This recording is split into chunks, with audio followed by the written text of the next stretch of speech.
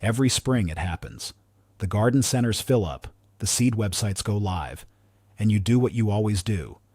You scroll through the same pages, pick the same varieties, and hand over money you didn't need to spend. I did it for years. Most gardeners do. And the thing is, nobody ever told us we didn't have to.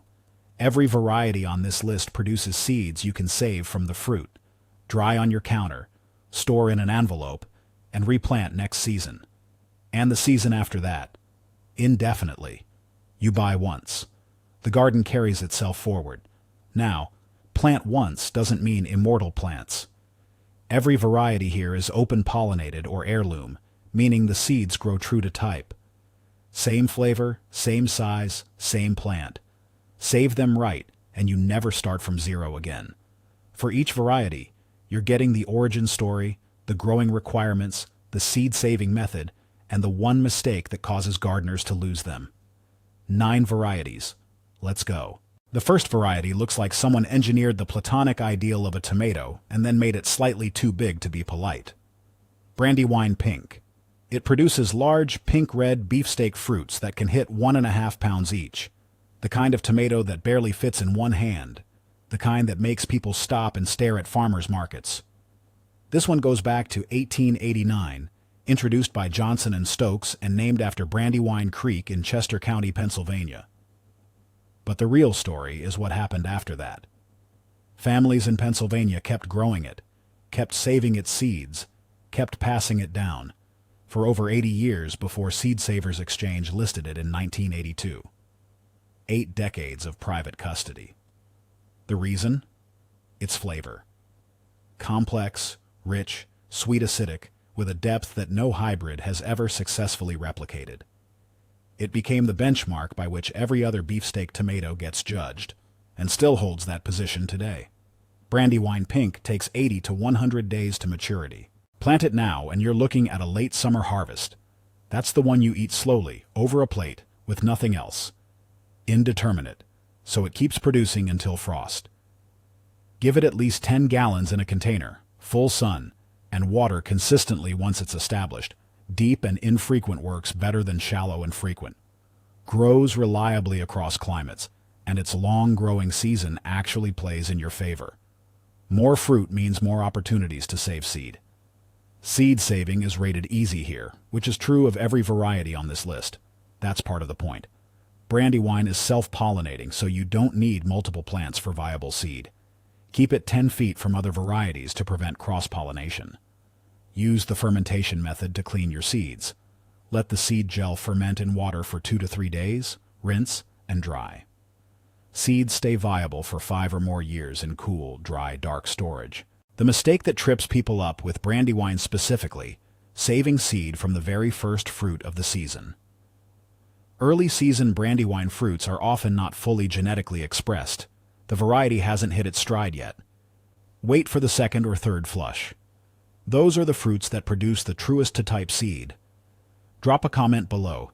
Are you already growing Brandywine, or is this your first season? Tell me where in the world you're gardening. I want to know how far this one reaches.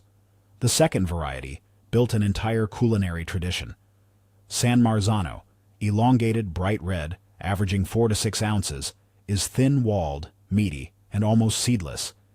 It looks like a tomato that was designed specifically to become sauce, because it was.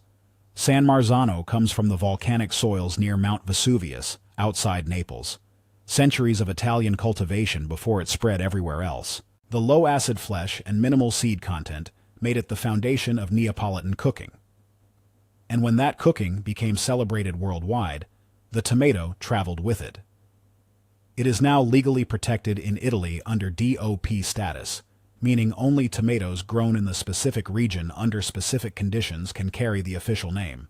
That's not marketing. That's how irreplaceable a tomato has to become before a government steps in. 80 to 95 days to maturity. By late summer, you have sauce material. Indeterminate needs at least 15 gallons in a container because the growth is vigorous. Full sun, consistent moisture, and it performs across climates. The volcanic soil backstory is interesting, but this variety adapted to gardens worldwide because it's genuinely tough. Self-pollinating, 10 feet isolation from other varieties. Fermentation method preferred for paste types. Here's the mistake that specifically catches San Marzano growers: saving seed early to get ahead of the season. It makes sense in theory. Grab a few fruits before the season ends. But San Marzano seeds from underripe fruit have dramatically lower germination rates the following year. Let the fruit go fully ripe, past what you'd pick for cooking. That softer, deeper-colored fruit is what produces seed worth saving. The next variety on this list is one that a small Tennessee community refused to let disappear. And once the wider world finally tasted it, it spread to every continent in under a decade. You're going to want to stay for that one. Number 3. Cherokee Purple. Large, dusky, rose-purple fruits with dark green-brown shoulders, 10 to 12 ounces each. The color alone stops people mid-aisle at farmers' markets. There is nothing else that looks like it. This variety is believed to have been grown by the Cherokee Nation for at least 100 years before it entered the wider seed-saving community. A Tennessee gardener introduced it to Seed Savers Exchange in 1990. Before that, it lived in private hands, passed from grower to grower, preserved by a community that understood its value when the outside world had never heard of it. When it finally reached mainstream gardeners, the combination of its striking appearance and its complex, smoky sweet flavor meant it spread to gardens on every continent within a decade. That is what happens when a variety that deserves to exist finally gets seen. 75 to 90 days to maturity, mid to late summer production, worth every day of the wait. Indeterminate, 10 gallons minimum for containers. Full sun, consistent watering once established. Globally grown and globally available. Real Seeds in the UK, Baker Creek in the US, and specialist retailers around the world. Easy to save, self-pollinating, 10 feet isolation, standard fermentation method. Seeds stay viable for 5 or more years. The specific mistake with Cherokee Purple: throwing out the best specimens. Because the variety is so unusual looking, those dark purple-green shoulders, that deep dusky coloring, gardeners who aren't familiar with it sometimes mistake it for underripe fruit or think something has gone wrong. Those dark shoulders are correct. They're desirable. Save seed from the darkest, most fully colored fruits. That's the variety expressing itself properly. If this one is new to you and you want to keep seeing varieties like this, the ones that survived because someone refused to let them go, subscribing means you won't miss what's coming. Hit subscribe and stay in the garden. Number 4, crossed an ocean inside someone's luggage. Black Krim is dark brick red to nearly black, 8 to 12 ounces, with dark green-brown shoulders. It looks unlike anything else in the garden, a tomato that seems to absorb light rather than reflect it. It originated on the Isle of Krim, Crimea, in the Black Sea region of Russia, grown in home gardens for generations during the Soviet era, unknown to the outside world. When Seed Savers finally brought it west in the early 1990s after the fall of the Soviet Union, what they had was a tomato that had been quietly perfected in isolation. The smoky, complex, slightly salty flavor, a product of those Black Sea climate conditions, had no equivalent in Western catalogs. It became one of the fastest-spreading heirlooms in modern gardening history, because once people tasted it, they had no choice but to grow it again. 69 to 90 days to maturity. The range reflects how it adapts to different climates while remaining remarkably reliable. Indeterminate, 10 gallons minimum in containers, full sun, consistent watering. Globally available through Baker Creek, Real Seeds UK, and across Europe, Canada, and Australia. Self-pollinating, 10 feet isolation, fermentation method, 5 or more years of seed viability. The specific mistake that costs Black Krim growers saving seed only from the largest fruits. It's logical. Biggest fruit, best seeds, right? Not here. Black Krim's largest fruits are the most prone to cracking, and cracked fruits produce inconsistent seed quality. Save from medium-sized, deeply colored, crack-free fruits. That's where the most vigorous seeds live. Growing Black Krim this season? Tell me your country or growing zone in the comments. I want to know where in the world this Crimean survivor is putting down roots. Number 5 has a name that tells you exactly what it did. Mortgage lifter. Huge pink-red fruits, often 1 to 2 pounds each. One tomato can fill a sandwich, not a small sandwich. Radiator Charlie, real name M.C. Biles, bred this variety in Logan, West Virginia in the 1930s and 1940s. No formal training, no university research program. He crossed 4 large tomato varieties over 6 years, selecting relentlessly for size and flavor, and ended up with something no catalog carried. He sold the plants for $1 each. In 6 years, he paid off his $6,000 mortgage. During the Depression, the only tomato variety dramatic enough that its story became its name, and gardeners have been passing it down ever since, because the fruit itself is as extraordinary as the backstory. 75 to 85 days to maturity. By midsummer, you have fruits large enough to be genuinely ridiculous. Indeterminate, needs 15 gallons in a container. Not because it's difficult, but because it produces fruit that can hit 2 pounds, and that kind of production requires space. Full sun, regular deep watering, and it grows across climates worldwide. Self-pollinating, 10 feet isolation, standard fermentation method. One mortgage lifter fruit yields abundant seed. The size works in your favor here. The mistake that catches growers who love this variety: planting only one plant and saving from it. With only one plant, there's no selection pressure. No way to choose the best performer. Save seed from the best performing plant across at least 3 to 5 plants, and you maintain the variety's legendary size and flavor over generations. Selection pressure is how Radiator Charlie got there in the first place. The next variety on this list comes from a tradition of self-sufficiency that predates modern gardening by generations. And it solved a problem that most gardeners don't even know they have. Stay with me. Number 6 was never meant to be just one thing. Amish paste. Large, ox-heart-shaped, deep red fruits, 6 to 8 ounces each. Significantly larger than a standard paste tomato with meaty flesh and very few seeds. It looks like a paste tomato that went to the gym. This variety originated in Amish farming communities in Wisconsin and Ohio, preserved through generations of Amish seed-saving tradition, before reaching the wider gardening world through Seed Savers Exchange. The communities that kept it weren't growing it because it was fashionable.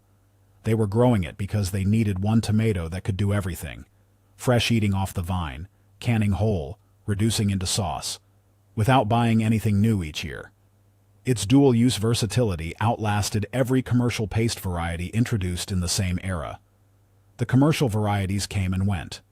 Amish paste stayed because it was genuinely irreplaceable. 75 to 85 days to maturity, a consistent midsummer producer. Indeterminate, 10 to 15 gallons in a container, full sun, regular moisture. And that moisture requirement matters more here than with most paste types. More on that in a moment. Easy to save, self-pollinating, 10 feet isolation, fermentation method preferred. Low seed count per fruit means saving from multiple fruits rather than just one. Build a proper seed batch from 5 or 6 fruits, and you'll have more than enough for years. The specific mistake with Amish paste: treating it exactly like San Marzano and deliberately underwatering to concentrate flavor. That works for San Marzano. Amish paste needs more consistent moisture than smaller paste types. Inconsistent watering causes blossom end rot at a higher rate than most paste varieties, and blossom end rot destroys both the fruit and the seed inside. Water consistently. You'll get better flavor and better seeds. Every variety on this list has been kept alive because someone thought it was worth the effort. If that idea resonates with you, if you want more of this channel, a subscribe takes 2 seconds and it keeps this garden growing. Hit subscribe. Number 7 is the oldest variety on this list, and it looks like it belongs on a different planet from everything we've covered so far. Yellow pear produces tiny, bright yellow pear-shaped fruits about 1 inch long, in enormous cascading clusters that hang from the plant like bunches of miniature fruit. Next to a brandywine or a mortgage lifter, it looks like it came from a completely different genus. Yellow pear appears in European seed catalogs as far back as the 1800s. One of the oldest continuously grown tomato varieties in cultivation. It made the jump from Europe to gardens worldwide and has been growing ever since. The reason it survived over 2 centuries without modification is simple. Nothing about it needed changing. The size, the sweetness, the relentless productivity, it was already exactly right. 70 to 78 days to maturity, which makes it one of the earlier producers on this list. By midsummer, you're eating them straight off the plant, and you don't stop until frost. Indeterminate, and here's the surprise, only needs 5 to 7 gallons in a container. Compact enough for a balcony, manageable in any space. Full sun, regular watering, grows everywhere. Self-pollinating, 10 feet isolation, fermentation method. Because the fruits are so small, save from at least 6 to 8 fruits per batch to get adequate seed volume. The mistake that catches yellow pear growers, harvesting fruits for seed when they look ripe for eating. Firm, bright yellow fruit is not yet at full seed maturity. It's at eating maturity, which is not the same thing. For seed saving, wait until the fruits are slightly soft and deep golden color. That's when the seeds inside are fully developed. Pick them too early, and your germination rates drop significantly. Tell me where in the world you're growing this season. Country, growing zone, whatever you've got. Drop it in the comments. I want the full map. Number 8 earns its place on 2 completely separate lists. Small to medium, 2 to 4 ounces, deep red, produced continuously over a long season. Stupus doesn't announce itself visually the way some of the others do. But what it does better than almost anything else. This variety comes from the former Czechoslovakia, a potato-leaved heirloom bred specifically for cold, short summers in Central Europe. That breeding pressure produced something extraordinary, an indeterminate heirloom that reaches maturity in just 55 days. 55 days. If you watched the fast-growing varieties video on this channel back in April, Stupus was on that list. Because at 55 days, it's one of the quickest heirlooms in existence. And it's on this list because every seed it produces can be saved and replanted indefinitely, fast to produce, self-sustaining forever. 2 reasons to grow it, 0 reasons not to. Indeterminate only needs 5 to 7 gallons in a container.